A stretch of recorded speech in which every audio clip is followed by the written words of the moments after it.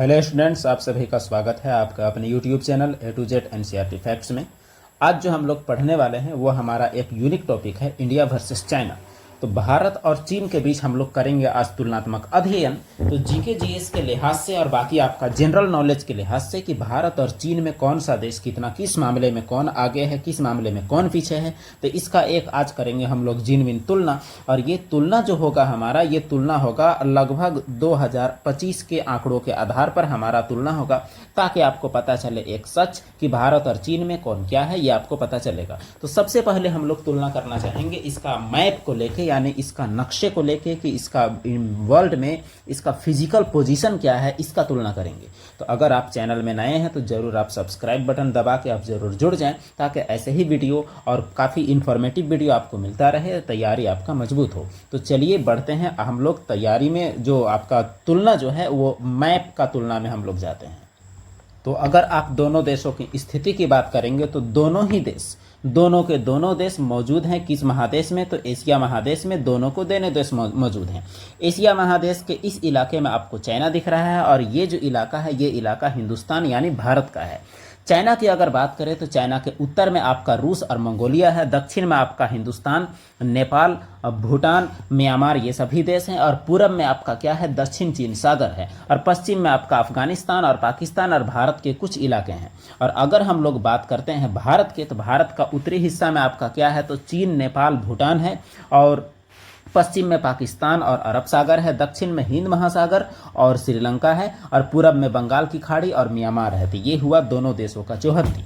और दोनों देशों में मौजूद अगर मरुस्थलों की बात किया जाए तो मरुस्थल में जो चीन में है इसका नाम है आपका तकला मकान। चीन में जो मरुस्थल है वह आपका क्या है, वह आपका तकला मकान है। और भारत का जो मरुस्थल है वह आपका क्या है, तो भारत का मुख्य मरुस्थल थार है।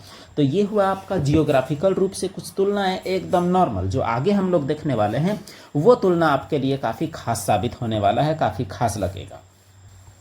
अब हम लोग देखते हैं बाकी तुलनाओं के बारे में, जिसमें पहला तुलना हम लोग देखेंगे क्षेत्रफल से रिगार्डिंग। तो भारत का क्षेत्रफल और चीन का क्षेत्रफल में किसमें कितना फर्क है। देखिए, भारत का क्षेत्रफल 32,87,263 वर्ग किलोमीटर है, जो कि विश्व में 7वां है, और चीन का क्षेत्रफल 95,96,960 वर्ग किलोमीटर है, जो कि विश्व में तीसरा है।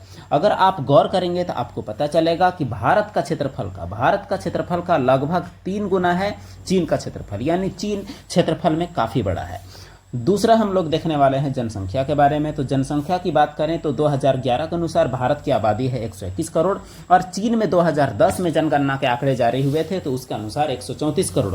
2025 के अनुमानतः यूएन और वर्ल्ड बैंक के हिसाब से देखा जाए तो 2025 में भारत की आबादी है 146 करोड़, और चीन का है कितना, 142 करोड़। यानी इस मामले में वर्तमान में आपका भारत आगे चल रहा है। तीसरा पॉइंट है शहरीकरण का। तो अगर शहरीकरण की बात करें तो भारत में 27.08% शहरीकरण 2025 के अनुसार है, और अच्छा यहाँ 27 नहीं बल्कि 37 है। 1 मिनट हम लोग इसे करेक्ट कर लें, ये हमारा 37 है, यानी 37.08% शहरीकरण 2025 के अनुसार। और अगर चीन की बात करें तो लगभग 67% शहरीकरण है। 2011 के आंकड़ों की बात करें तो भारत में जो शहरीकरण है वह आपका 31.16% शहरीकरण है, यानी लगभग 32% और 68% आबादी गाँव में रहती है। और अगर चीन की बात करें तो 67% आबादी शहरों में रहती है, और बाकी अगर देखा जाए तो बाकी हमारा कितना बच गया, तो बाकी हमारा 33% आबादी जो है वो रहता है कहाँ, तो गांवों में रहता है। तो शहरीकरण के लिहाज से चीन और भारत में काफी फर्क देखने को मिलता है। अगला फर्क की चीज हम लोग देखते हैं जीवन प्रत्याशा। जीवन प्रत्याशा क्या होता है, एक औसत व्यक्ति कितना दिन जीवन जीता है वो होता है जीवन प्रत्याशा। तो भारत की जीवन प्रत्याशा वर्ल्ड बैंक के हिसाब से 2025 आसपास में 70 से 72 है। एक व्यक्ति 70 से 72 साल जीता है, जबकि 78 से 80 साल वर्ल्ड बैंक के अनुसार चीन का एक आदमी जीता है। इसका मतलब जीवन प्रत्याशा के मामले में चीन ज़्यादा आगे है भारत से। और अगर आधिकारिक आंकड़ों की बात किया जाए तो भारत का जीवन प्रत्याशा 69 ईयर्स है आधिकारिक आंकड़ों में, यानी जीके के लिए। तो उसके बाद अगर राज्य यानी प्रशासनिक इकाइयों की अगर बात किया जाए तो आप गौर करेंगे भारत में हमारे कितने राज्य हैं, तो भारत में 28 राज्य हैं और 8 केंद्र शासित प्रदेश है। चीन में राज्य जैसा कुछ नहीं होता। चीन में 34 प्रशासनिक इकाई है, जिसमें 23 प्रांत हैं, 5 स्वायत्त क्षेत्र हैं, 4 केंद्र शासित प्रदेश हैं। केंद्र शासित नगर पालिका हैं और 2 विशेष प्रशासनिक क्षेत्र है, जैसे हांगकांग, ताइवान, जहां विद्रोह भी बराबर होते रहते हैं, तो ये सभी भी उसमें गिने जाते हैं। तो ये रहा चीन का कहानी इस मामले में। और अगर राजधानी की बात किया जाए तो भारत की राजधानी कहाँ है, तो नई दिल्ली, नेशनल कैपिटल रीजन।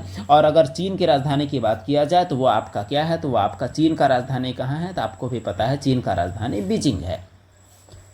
अगला चीज देखते हैं हम लोग शहरों के बारे में। तो 2024-25 के अनुसार भारत में 65 मिलियन सिटी हैं, जिसमें 4 मेगा सिटी है। मिलियन सिटी बोलते हैं 1 मिलियन से ज़्यादा आबादी वाले शहर को, और 10 मिलियन से ज़्यादा आबादी वाले शहर को मेगा सिटी बोलते हैं। और चीन में 105 मिलियन सिटी है, जिसमें 18 मेगा सिटी है, यानी शहरीकरण में चीन आगे है, पीछे भी हम लोग देख चुके हैं। अगर जनघनत्व की बात किया जाए, जनघनत्व हम लोग बोलते हैं 1 किलोमीटर लंबे चौड़े इलाके में कितने लोग निवास करते हैं, उसे जनघनत्व कहा जाता है।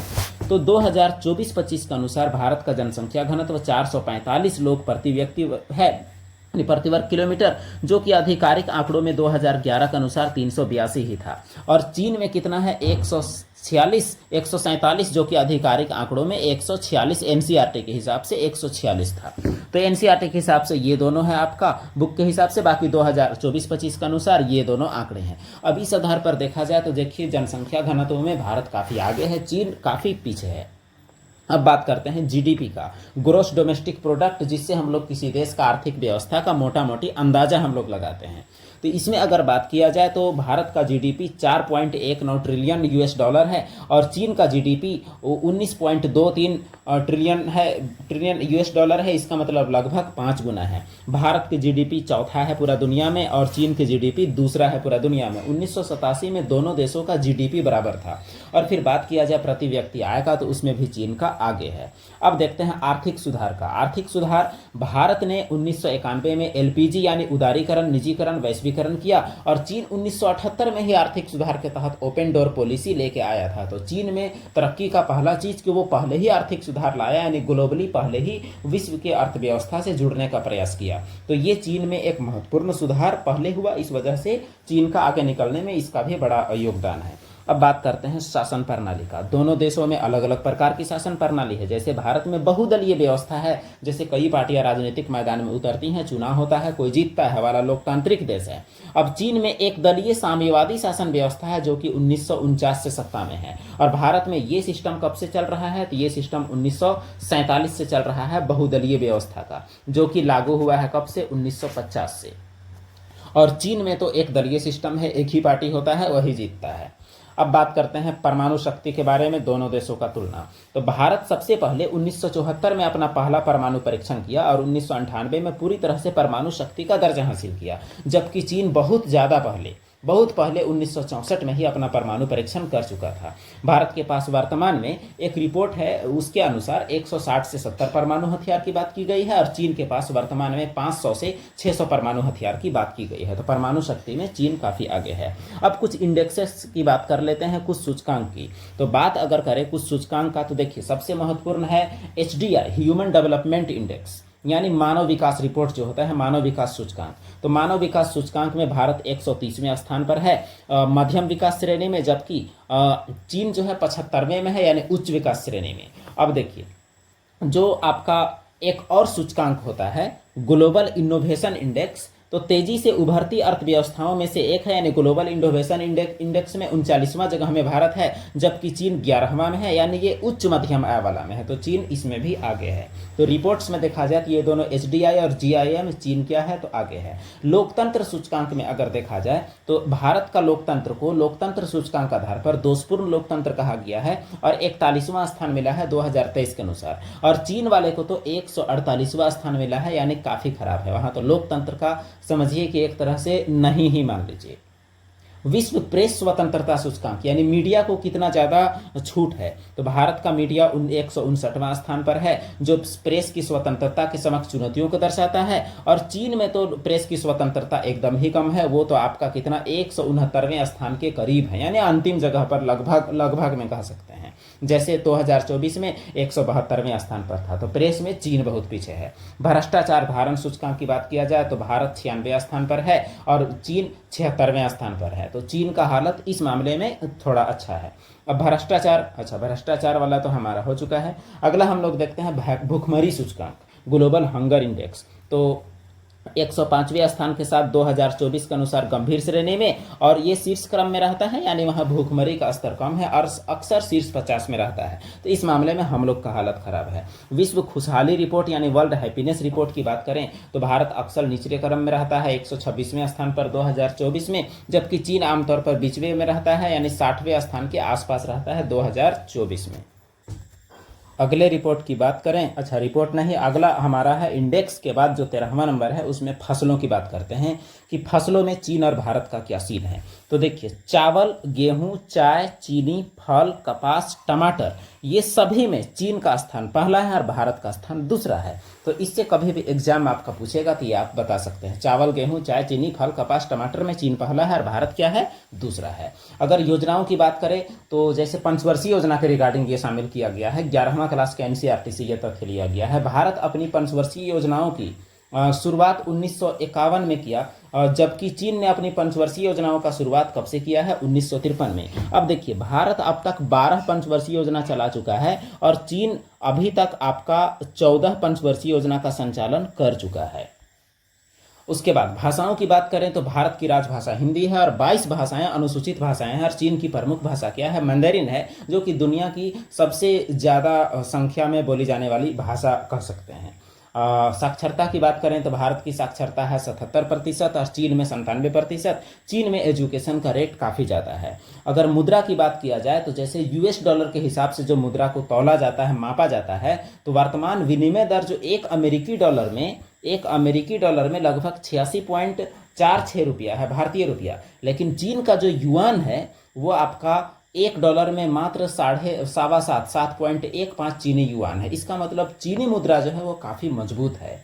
अब विदेशी मुद्रा भंडार की बात किया जाए तो भारत के पास विश्व का चौथा सबसे बड़ा विदेशी मुद्रा भंडार है, जो कि लगभग 695 बिलियन से 700 बिलियन के बीच है, जुलाई 2025 तक के आंकड़ों के अनुसार। और चीन के पास पूरा दुनिया का सबसे बड़ा मुद्रा भंडार है, जो कि लगभग 3.22 ट्रिलियन से 3.24 ट्रिलियन है। तो हम लोग बिलियन में हैं, उन लोग ट्रिलियन में है, ये बात काफ़ी अजीब है। व्यापार की बात किया जाए तो भारत विश्व के 15 निर्यातकों में से एक है और चीन दुनिया का सबसे बड़ा निर्यातक है। सबसे ज़्यादा निर्यात कोई करता है तो वो कौन है, तो वो आपका चीन सबसे ज़्यादा निर्यात करता है।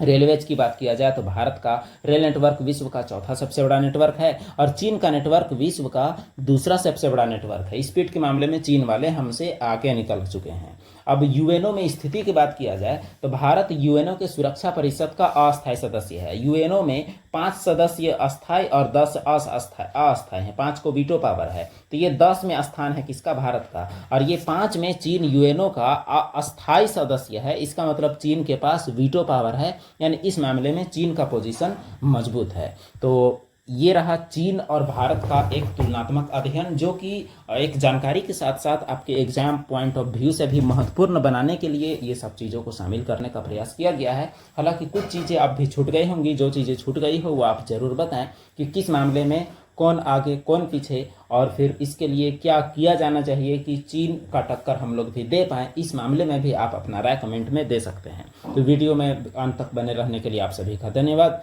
वीडियो को लाइक कीजिए, शेयर कीजिए और चैनल को सब्सक्राइब कीजिए, ताकि आपको मिलता रहे ऐसे ही कुछ यूनिक वीडियोज़ जो कि आपके ज्ञान में वृद्धि लेकर आए। तो चलिए मिलते हैं फिर अगले वीडियो में एक नए टॉपिक के साथ। वीडियो देखने के लिए एक बार फिर से धन्यवाद।